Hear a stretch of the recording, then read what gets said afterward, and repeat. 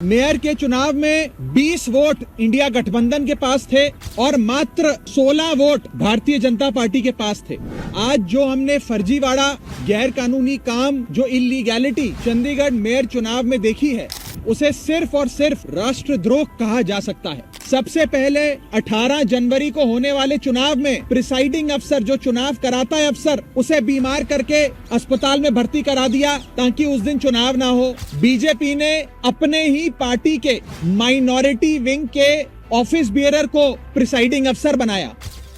चुनाव में जब वोटिंग समाप्त हुई और काउंटिंग की बारी आई तो इस भाजपा के ऑफिस बियरर प्रिसाइडिंग अफसर ने किसी भी पार्टी के इलेक्शन एजेंट को आगे नहीं आने दिया। जब भी वोटों की गिनती होती है तो इलेक्शन एजेंट, तमाम पार्टियों के इलेक्शन एजेंट अपनी आंखों के सामने काउंटिंग टेबल पे खड़े होकर काउंटिंग करवाते हैं, लेकिन पहली बार इतिहास में देखा गया कि इलेक्शन एजेंट्स को दूर कर दिया गया, उन्हें टेबल के नजदीक नहीं आने दिया गया। और उसके बाद जो हुआ, आपने देखा कि कैसे भाजपा के इस पदाधिकारी ने, जो प्रिसाइडिंग अफसर था आज के चुनाव का, उसने अपने पेन से बैलेट पेपर पर इंक लगा लगाकर उस सारे बैलेट पेपर को इनवैलिड किया और फिर चुनावों की गिनती में, वोटिंग में, वोट काउंटिंग में उस एक एक बैलेट पेपर को इलीगल घोषित किया।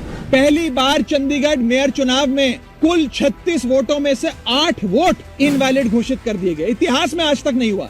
ये दिखाता है कि भारतीय जनता पार्टी इतने छोटे से एक मेयर के चुनाव में अगर इस प्रकार की गैर कानूनी, असंवैधानिक घटनाएं को अंजाम दे सकती है, तो आप सोचिए कि लोकसभा चुनाव की हार देखते हुए ये लोग क्या करेंगे। क्या भाजपा इस देश को नॉर्थ कोरिया बनाना चाहती है कि इस देश में चुनाव ही ना हो?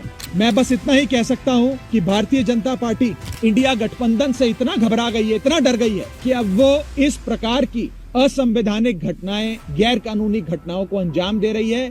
मैं सीधा बस इतना कहना चाहता हूं कि भारतीय जनता पार्टी ने जो आज चंडीगढ़ मेयर चुनाव में किया है, वो सीधा सीधा देशद्रोह है और इन लोगों के खिलाफ कार्रवाई होनी चाहिए। नहीं तो इस देश के आम आदमी का लोकतंत्र से और चुनावी प्रक्रिया से विश्वास उठ जाएगा। आने वाले 2024 के लोकसभा चुनाव में आप किसी को हराने के लिए या किसी को जिताने के लिए वोट मत डालिएगा। आप इस बार लोकतंत्र की रक्षा करने के लिए, इस देश में डेमोक्रेसी को बचाने के लिए वोट डालिएगा।